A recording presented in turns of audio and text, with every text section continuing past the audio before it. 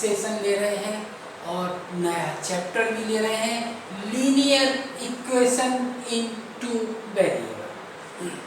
ये इक्वेशन आप देख रहे हैं, how many variables are in this equation, x and y, that means there are two variable, so it is a linear equation of two variable।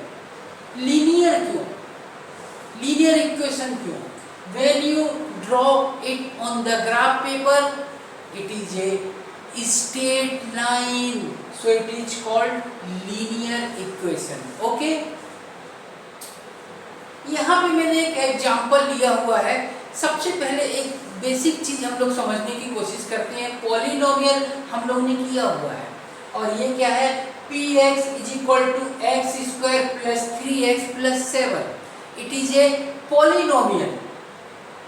और ये क्या है, equation. So what is the difference between them? Equation की सबसे बड़ी पहचान होती है इज इक्वल टू की sign.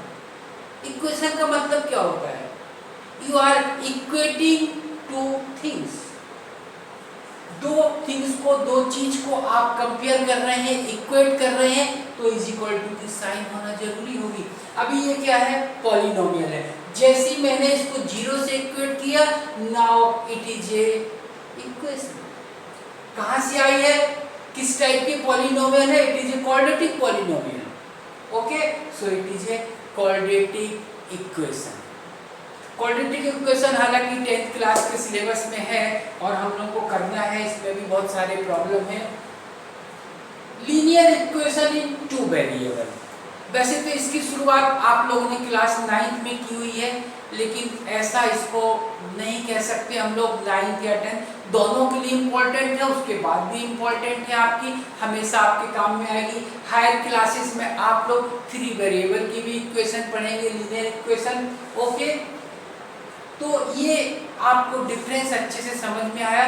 What is the difference between polynomial and equation? एक बार मैं और बता रहा हूँ आपको, इक्वेशन में इज इक्वल टू की साइन होना बहुत जरूरी है। यदि इज इक्वल टू की साइन नहीं है तो ये इक्वेशन नहीं होगी, चाहे ये एक वेरिएबल की हो या 2 वेरिएबल की हो, उससे कोई फर्क नहीं होता है। लीनियर इक्वेशन को हम लोग अच्छे से समझने के लिए हम लोग एक रियल लाइफ एग्जांपल लेते हैं, उससे आपको समझ में आएगा ये इक्वेशन है क्या। It is a relation between 2 variable and 2 variables are x and y। Okay, कैसे आई ये इक्वेशन, रियल लाइफ से कैसे जुड़ी हुई है? जुड़ी होती है रियल लाइफ से। हम लोग एक एग्जांपल लेते हैं। Suppose I have purchase 10 copy and 5 pen from a shop and my bill का फॉर्मेट आप लोगों ने देखा होगा। हम लोग कोई भी चीज दुकान से परचेज करते हैं तो हमको बिल मिलता है। किस टाइप का बिल होगा आपका, मैं एक टेंटेटिव बिल बना रहा हूँ। यहाँ पे आपका शॉप का नाम वगैरह होगा, यहाँ पे कुछ इस टाइप के कॉलम होते हैं। यहाँ पे होता है serial number, particular, then final amount. First मैंने 10 कॉपी दी हुई है। Suppose the price of 1 copy is ₹40, so it is 10 multiply 40। यहाँ पे हम लोग अमाउंट लिखेंगे, it is 400। Okay, and second मैंने क्या लिया है, 5 पेन लिए हुए हैं, 5 multiply 20। The cost of 1 pen is ₹20. Okay, so it is 100. And finally, total amount is 500. इसको हम लोग कैसे लिख सकते हैं, इक्वेशन के फॉर्म में यदि लिखने की कोशिश करेंगे तो ये 400 plus 100 is equal to 500। हालांकि ये इक्वेशन नहीं है, क्योंकि यहाँ पे आप देखेंगे वेरिएबल कुछ भी नहीं है, सारी की सारी क्वांटिटी हमको मालूम है, तो ये फाइनल बिल बनेगा। सपोज हमको कॉपी या पेन की पर यूनिट जो अमाउंट है वो हमको नहीं मालूम है। ठीक है, मैं इसको रिप्लेस करता हूँ। मेरे को अमाउंट नहीं मालूम, what is the cost of one copy and cost of one pen. यहाँ पे फिर मैं ले रहा हूँ x और y, ये हमको फाइंड करने हैं दो वेरिएबल। x क्या है, cost of one copy and y is cost of one pen. How can you construct a linear equation. अब ये चेंज हो जाएगा, यहाँ पे जो मैंने 400 लिखा हुआ है ये कन्वर्ट हो जाएगा 10x। ओके, बिल का नॉर्मल फॉर्मेट यही होता है, quantity multiply rate per unit. Okay, और ये हो जाएगी आपकी 5/।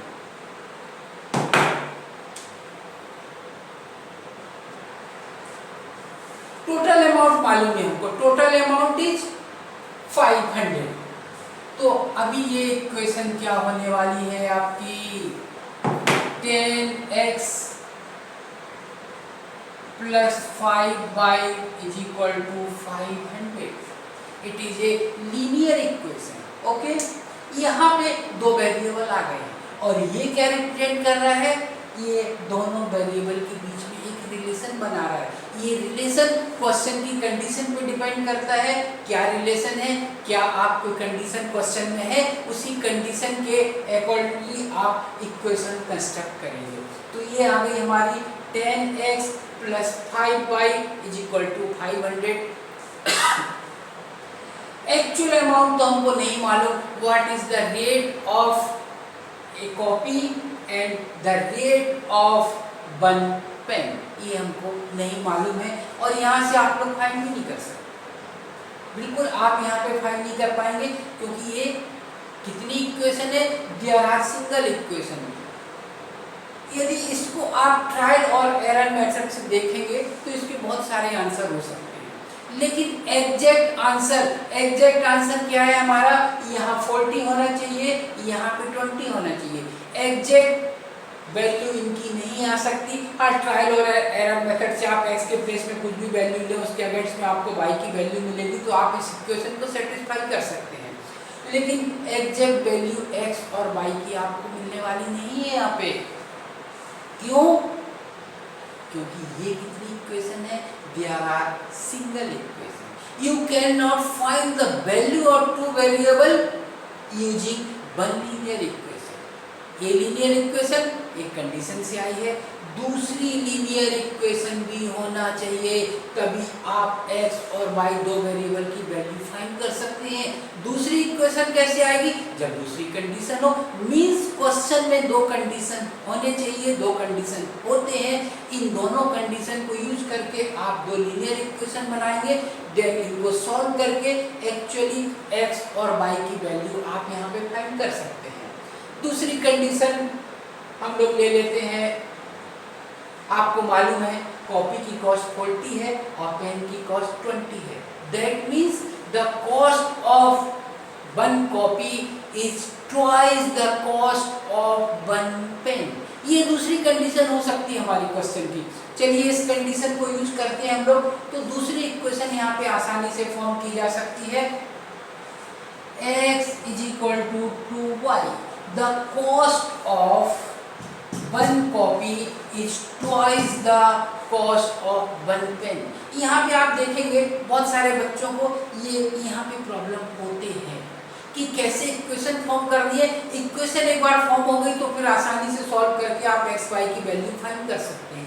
यहाँ पे मैंने x is equal to 2y क्यों लिया, जो कंडीशन क्वेश्चन में है उसके अनुसार ही हम लोग इक्वेशन बनाएंगे। The cost of one copy is equal to the twice the cost of one pen. बिल्कुल है, क्योंकि हमारे पेन की कॉस्ट 20 थी, कॉपी की कॉस्ट 40 थी एक कॉपी की, तो ये इक्वेशन बनेगी। यहाँ पे यदि आपको दिक्कत जाती है तो सबसे पहले हम लोग x is equal to y लिख देते हैं। ओके, अब आप देख रहे हैं यहाँ पे कि पेन की कॉस्ट कम है, पेन की कॉस्ट कम है, जो साइड नीचे जा रही है उसको आपको हेल्प करना है, ऊपर लाना है, इतना ऊपर लाना है कि ये दोनों आपके बराबरी पे आ जाए, देन इक्वेशन बैलेंस में आ जाएगी आपकी। तो यहाँ पे दोनों की cost x is equal to y, x is cost of one copy and y is cost of one pen. ये दोनों इक्वल नहीं है, हमको मालूम है। क्या डिफरेंस है?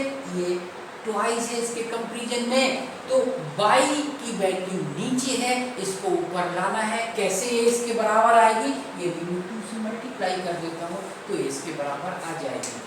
ये इस टाइप से कंडीशन को यूज करके बड़ी प्रॉब्लम आते हैं लीनियर इक्वेशन। आपने 8th क्लास में भी पढ़ी है सिंगल वेरिएबल की। 9th में हालांकि नहीं है इस टाइप के क्वेश्चन, लेकिन 10th में बहुत ज़्यादा क्वेश्चन है।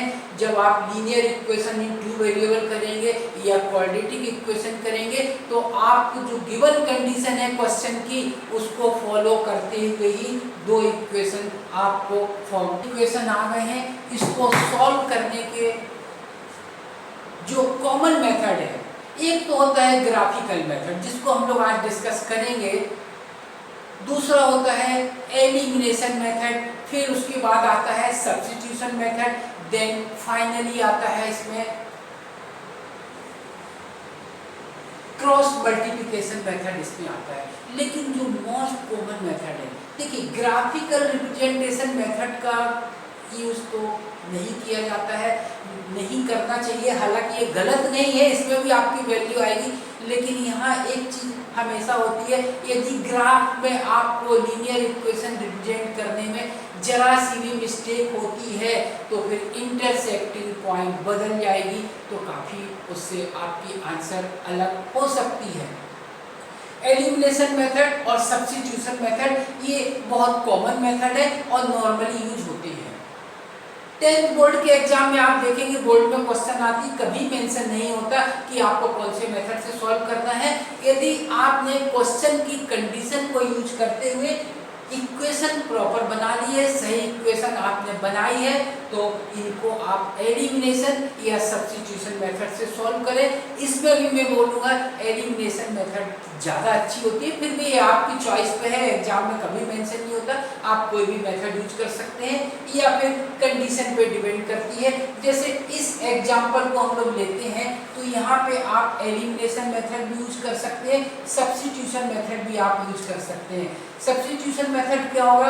x = 2y, क्योंकि यहाँ पे कोई कांस्टेंट टर्म नहीं है तो सब्स्टिट्यूशन मेथड हमेशा इजी होता है। लेकिन यदि कोई कांस्टेंट टर्म है तो फिर एलिमिनेशन मेथड ज़्यादा अच्छा है।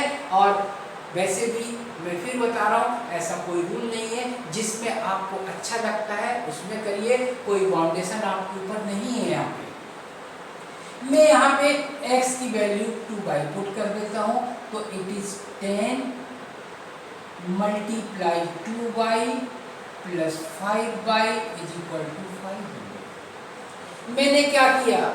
x की वैल्यू y की टर्म में यहाँ सब्स्टिट्यूट कर दी, ठीक है। Now there are single variable, अब दूसरा वेरिएबल नहीं है, x को आपने रिमूव कर दिया है। x की वैल्यू आपने y की टर्म में यहाँ यूज की हुई है, आपकी x रिमूव हो गई। अब आप इसको आसानी से सॉल्व कर सकते हैं। It is 20y plus 5y is equal to 500, so it is 25y is equal to 500, so finally the value of y is 500 upon 25, it is 20। y की वैल्यू कितनी आ रही है? 20, और सही भी है। क्यों सही है? क्योंकि हमको मालूम है y की वैल्यू 20 ही थी। The cost of one pen is 20। Okay, now इस वैल्यू को यदि आप इस इक्वेशन में पुट करते हैं, y के प्लेस में आप 20 लिखते हैं तो x = 40 आ जाएगी। और सही भी है क्योंकि हमारी जो कॉपी की कॉस्ट थी, सिंगल कॉपी की कॉस्ट थी, वो ₹40। यहाँ पे जो हमने इस एग्जाम्पल को लिया है, ये बिल्कुल आपके रियल लाइफ का एग्जाम्पल है। यहाँ पे आप ध्यान देंगे, 2 कंडीशन को यूज करते हुए हमने इक्वेशन बनाई है। तो लीनियर इक्वेशन में आपको ये बहुत सारे प्रॉब्लम आते हैं। यदि आपके पास इस टाइप की सिचुएशन आ रही है तो इसको आप इक्वेशन फॉर्म करके सॉल्व कर सकते हैं। या दूसरे तरीके से देखें, ये क्या है? ये तो रियल लाइफ का बिल है। आप जब भी कोई चीज परचेज करेंगे तो आपको बिल मिलेगा। और ये क्या है? ये इसी रियल लाइफ के एग्जाम्पल का मैथमेटिकल रिप्रेजेंटेशन है। मैथमेटिक्स में यदि आपको इस सिचुएशन को लिखना है तो आप इक्वेशन के फॉर्म में लिखेंगे और यहाँ पे फिर आपको दो वेरिएबल की वैल्यू आसानी से मिल जाएगी। क्रॉस मल्टीप्लिकेशन मेथड जो होता है उसमें मिस्टेक होने के चांसेस बहुत ज़्यादा होते हैं, इसलिए यूज करना नहीं चाहिए, लेकिन कुछ स्पेशल केस में उसकी ज़रूरत पड़ती है तभी हम लोग उसको यूज करेंगे। यहाँ पे अब हम लोग इसके सेकंड टॉपिक पे चलते हैं। क्या होती है इसकी सेकंड टॉपिक?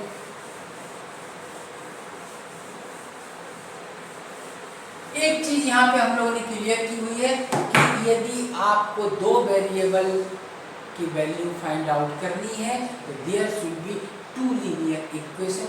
ये क्लियर हो गया है आपका। दो लीनियर इक्वेशन के लिए क्या क्या कंडीशन हो सकती है?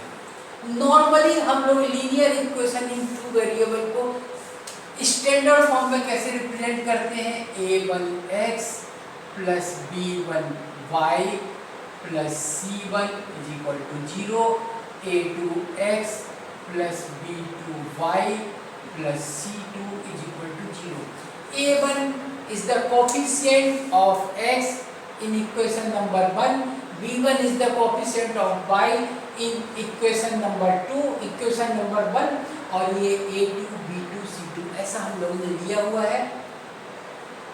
आप एक चीज सोचिए, यदि दो रिलेशन हो सकते हैं, या तो ये लाइन इंटरसेक्टिंग लाइन हो सकती है, दैट मींस एक पॉइंट पे इंटरसेक्ट करेगी जब हम लोग इसको ग्राफ पे प्लॉट करेंगे, या हो सकता है ये लाइन पैरेलल हो, या हो सकता है ये लाइन कोइंसिडेंट लाइन हो।